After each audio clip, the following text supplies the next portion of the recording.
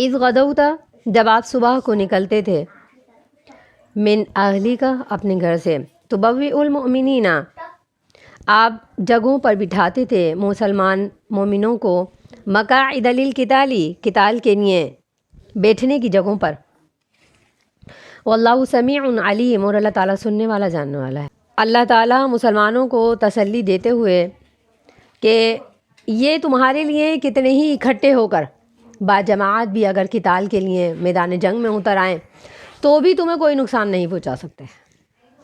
اللہ فرماتے ہیں کہ لا یضرکم کیدہم شیئا، یہ تمہیں کوئی نقصان، کوئی گزند پہنچا ہی نہیں سکتے، انفرادی طور پر چاہیں تو بھی نہیں اور اجتماعی طور پر چاہیں تو بھی نہیں۔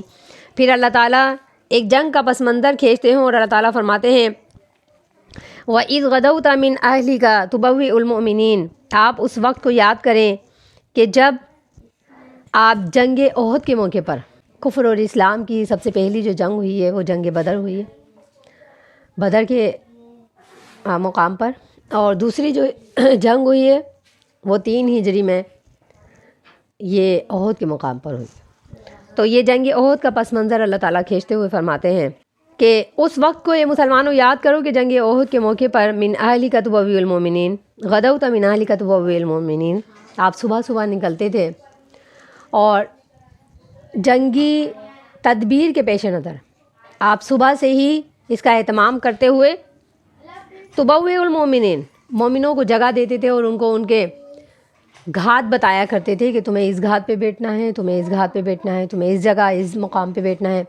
تو یہ جنگ ایسے نہیں ہو جاتی کہ بس یوں ہی نکلا ہے قافلہ اور کسی دوسرے قافلے سے مٹ بھیڑ ہوتی ہے اور جنگ ہو جاتی ہے۔ جنگ ایک منصوبہ بندی کے ساتھ ہوتی ہے۔ تو صبح ہی سے اس کا اہتمام ہوا، فرمایا کہ اذ غدوت من اہلک، آپ صبح صبح اپنے گھر سے نکلا کرتے تھے اور آپ تبوئ المؤمنین، مسلمانوں کو ان کے گھات بتایا کرتے تھے کہ آپ نے مقاعد للقتال، ان کے مقاعد بتایا کرتے تھے کہ آپ نے یہاں بیٹھنا ہے، یہاں پر مورچہ بندی بھی کرنی ہے۔ تو اس وقت کو یاد کرو کہ اللہ سمیع علیم، اور جو کچھ آپ ان کو ڈھارس دینے کے لیے، جو لیڈر ہوتا ہے، جو بڑا فوجی جرنیل ہوتا ہے، اسے مجاہدین کو ابھارنے کے لیے درس کا اہتمام کرنا پڑتا ہے، تبلیغ کا اہتمام کرنا پڑتا ہے۔ تو فرمایا کہ اللہ سمیع علیم، آپ جو بھی کچھ ان کو ڈھارس دینے کے لیے، ان کی حوصلہ افزائی کے لیے جو بھی کچھ الفاظ اور جملے استعمال کر رہے تھے ان کو سننے والا اللہ تعالیٰ ہے۔ اذ ہمت طائفتان منکم ان تفشلا، اس وقت کیا ہوا؟ اللہ تعالیٰ فرماتے ہیں کہ اذ ہمت طائفتان منکم ان تفشلا واللہ ولیہما وعلی اللہ فلیتوکل المؤمنون۔ اذ ہمت، جب کہ ارادہ کر لیا تھا، طائفتان منکم، تم میں سے 2 جماعتوں نے، 2 فرقوں نے، ان تفشلا کہ وہ نامردی بزدلی دکھائیں گی۔ 2 گروہ ایسے تھے تم میں سے کہ جنہوں نے یہ فیصلہ کر لیا تھا جنگ کے وقت کہ وہ بزدلی دکھائیں گی، واللہ ولیہما، اور اللہ تعالیٰ ان دونوں کا حالانکہ دوست تھا، یہ جو گروہ تھے ان دونوں کا دوست تھا، وعلی اللہ فلیتوکل المؤمنون، اور اللہ پر چاہیے کہ توکل کرے مسلمان مومن۔ جنگ بدر جب ہوئی ہے، ہجرت کے دوسرے سال جب کفر اور اسلام کا یہ پہلا معرکہ ہوا، تو اس میں مسلمانوں کو فتح ہوئی اور کافرین کو، کفار کو شکست ہوئی۔ اس میں مسلمانوں کی تعداد صرف 313 تھی اور کافروں کی تعداد ان سے 3 گنا زیادہ تھی، یعنی کہ یہ 1000 کی تعداد۔ تو اس وقت مسلمان چونکہ مٹھی بھر مسلمان تھے اور ان کی تعداد بھی کم تھی، ان کا اسلحہ بھی کم تھا، ان کا زاد راہ بھی کم تھا، سب کچھ کم تھا، لیکن ایمان کی طاقت بہت زیادہ تھی، صبر اور تقوی بہت زیادہ تھا۔ تو اللہ تعالیٰ یہ درس دیتے ہوئے مسلمانوں کو یہ بتاتے ہوئے کہ صبر اور تقوی کی بنیاد پر تم کسی بھی میدان جنگ میں، چاہے وہ انفرادی جنگ ہے چاہے وہ اجتماعی جنگ ہے، اگر تم نے صبر اور تقوی اختیار کیا تو اس وقت اللہ کی مدد کے ساتھ تمہیں فتح نصیب ہو جائے گی، اور یہ لوگ کچھ بھی کرنا چاہیں یہ تمہارا کچھ بگاڑ نہیں پائیں گے۔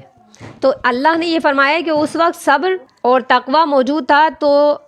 سن 2 ہجری میں ہونے والی یہ جو جنگ تھی، جنگ بدر، یہ مسلمانوں نے باوجود اس کے کہ ایک قلیل تعداد تھی، باوجود اس کے اسباب بہت کم تھے، دشمنوں کی طاقت بہت زیادہ تھی، مسلمانوں نے یہ حملہ تھا یہ سر کر لیا۔ لیکن اب جب 3 ہجری کے اندر یہ جنگ ہوتی ہے، 13 ماہ بعد جنگ احد ہوتی ہے، تو اس وقت اب مسلمانوں کی تعداد ہے 1000 اور وہاں جو دشمن ہیں ان کی تعداد ہے 3000. تو اتنی تعداد ہونے کے باوجود کہ اب مسلمان تعداد میں بڑھ جاتے ہیں، تو آپ صلی اللہ علیہ وسلم نے مورچہ بندی کی اور تمام مجاہدین کو ان کی جگہوں پر بٹھایا. اور یہ جنگ ہوتی کچھ اس طرح ہے، جنگ بدر میں چونکہ ان کے بہت زیادہ جو سردار ہیں، ابو جہل ہے اور بڑے بڑے رئیس ہیں، یہ قتل ہو جاتے ہیں، اور ان کے جو مقتولین قتل ہوتے ہیں اس کے علاوہ کچھ قیدی بھی آتے ہیں. تو ان کے جو بڑے بڑے سردار جب قتل ہو جاتے ہیں تو وہاں سے جو کافر ہیں انہوں نے یہ منصوبہ بندی کی اور انہوں نے یہ پلان کیا کہ اب ہم مسلمانوں سے انتقام لیں گے. اب مسلمانوں سے انتقام لینے کے لیے انہوں نے اپنا پورا کا پورا سرمایہ، پہلی جو جنگ تھی وہ اس طرح ہوئی تھی کہ ان کا کافروں کا ایک قافلہ جا رہا تھا اور یہ شام سے،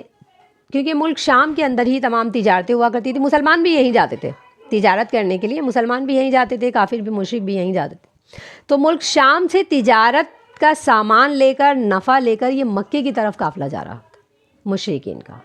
کفار کا.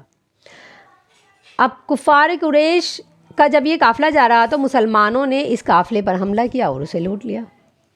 اب لوٹنے کے لیے جب یہ گئے ہیں تو اسی دورانیے کے اندر یہ جنگ ہوئی اور جنگ بدر ہوئی اور مسلمانوں نے فتح کر لی. جب یہ جنگ مسلمانوں نے فتح کر لی ہے تو اس کے اندر ان کے جتنے بھی بڑے بڑے سردار تھے یہ سب قتل ہوئے، اور جو قتل نہیں ہوئے تو اس کے علاوہ قیدی بنا لیے گئے. تو مسلمانوں نے ان کا جتنا بھی سامان تھا جو مال غنیمت کے طور پر آیا وہ لوٹا اور اسے فائدہ اٹھایا. تو یہ جو اب قافلے ان کے آیا جایا کرتے تھے تو انہوں نے جو شام ملک سے جو قافلہ آ رہا تھا اس کا جتنا بھی فائدہ تھا مشرکین کا، انہوں نے یہ سارا کا سارا سرمایہ اس اگلی جنگ یعنی کہ جنگ احد کو لڑنے کے لیے سارا کا سارا سرمایہ اپنا اس پہ صرف کیا. باقی جتنے بھی دولت مند وہاں لوگ تھے انہوں نے اپنا جو ٹوٹل سرمایہ تھا وہ سارا کا سارا اس جنگ پہ لگا دیا کہ ہمارے جتنے بھی رئیس، جتنے بھی ہمارے سردار مارے گئے ہیں ان سے انتقام لینا ہمارا بہت ضروری ہے. تو یہ انتقامی طور پر یہ جنگ لی گئی ہے، جنگ لڑی گئی ہے، جس کا نام جنگ احد رکھا گیا. تو یہ احد پہاڑ کے موقع پر، احد پہاڑ پر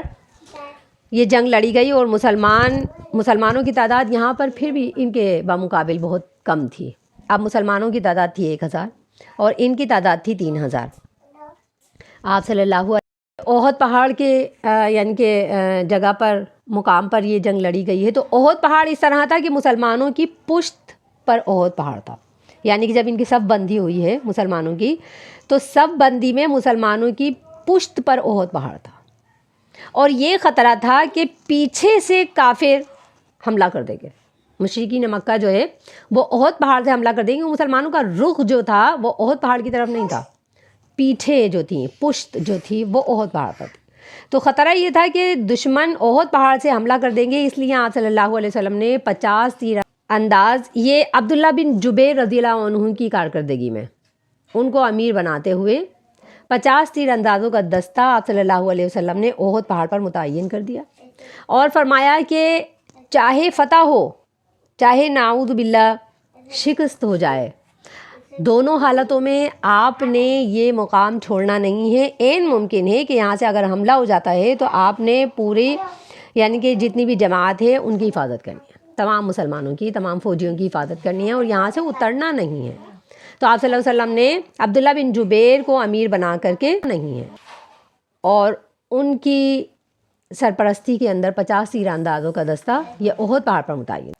جب جنگ شروع ہوتی ہے تو ہوتا یہ ہے کہ یہ بڑے تابڑ توڑ حملے کرتے ہیں، اور حملے کر کر کے مسلمانوں میں ایک وقت یہ ہوا کہ آپ صلی اللہ علیہ وسلم نے حضرت مصعب بن عمیر رضی اللہ عنہ جو نبی صلی اللہ علیہ وسلم سے بہت زیادہ مشابہ تھے، کہا یہ جاتا ہے کہ یہ آپ صلی اللہ علیہ وسلم سے چہرے کے یعنی کہ مشابہت، چہرے کی آپ صلی اللہ علیہ وسلم سے مشابہت اتنی زیادہ رکھا کرتے تھے کہ بعض اوقات صحابہ کرام کو انہیں دیکھ کر کے یہ شائبہ ہوتا تھا کہ یہ محمد صلی اللہ علیہ وسلم. تو مصعب بن عمیر کو رضی اللہ عنہ کو آپ صلی اللہ علیہ وسلم نے علم تھمایا، اور علم لینے والا جو ہوا کرتا تھا وہ میدان جنگ میں سب سے زیادہ آگے ہوا کرتا تھا. تو اب یہ چونکہ مصعب بن عمیر رضی اللہ عنہ علم تھامے ہوئے ہیں جنگ کے دوران میں، اور پھر ان کو جب شہید کر دیا گیا تو صحابہ رضوان اللہ علیہم یہ سمجھے کہ نعوذ باللہ محمد صلی اللہ علیہ وسلم کو شہید کر دیا گیا ہے۔ اور اس وقت صحابہ رضوان اللہ علیہم نے یہ آواز باہر نہیں نکالی، بلکہ کچھ دشمن تھے، کچھ منافق تھے، انہوں نے مسلمانوں میں یہ خبر پھیلا دی کہ محمد صلی اللہ علیہ وسلم نعوذ باللہ یہ شہید کر دیے گئے ہیں۔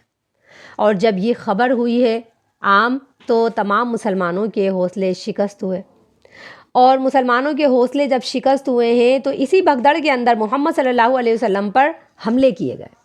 اور آپ صلی اللہ علیہ وسلم پر اس طرح حملے کیے گئے کہ روایت آتی ہے کہ آپ صلی اللہ علیہ وسلم کے مکمل جسم کے اوپر